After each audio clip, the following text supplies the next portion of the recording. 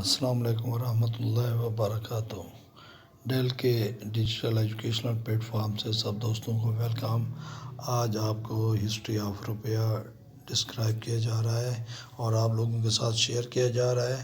1 جنوری 1961 سے قبل پاکستانی روپے کی ترتیب کچھ یوں تھی: پھوٹی کوڑی، پھر کوڑی، دمڑی، پائی، دھیلا، پیسہ، ٹکا، آنا اور روپیہ۔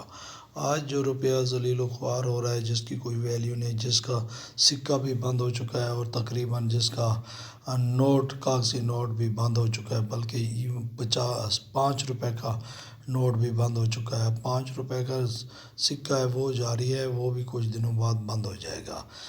اور ترتیب یوں تھی کہ 3 پھوٹی کوڑی 1 کوڑی کے برابر، 10 کوڑی 1 دمڑی کے برابر، 2 دمڑی 1 پائی کے برابر، 1.5 پائی 1 دھیلا کے برابر اور 2 دھیلے 1 پیسہ کے برابر، 2 پیسے 1 ٹکا کے برابر اور 2 ٹکے 1 آنے کے برابر اور 16 آنے 1 روپے کے برابر۔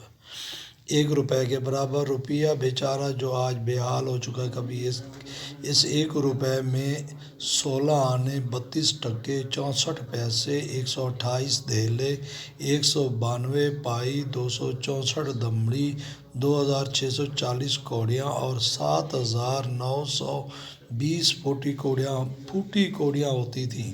پھوٹی کوڑی مغل دور حکومت کی ایک کرنسی تھی جس کی قدر کم ترین تھی، سب سے کم تھی۔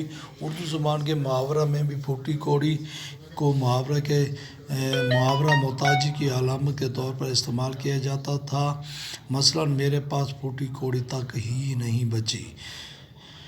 اوکے، اللہ حافظ۔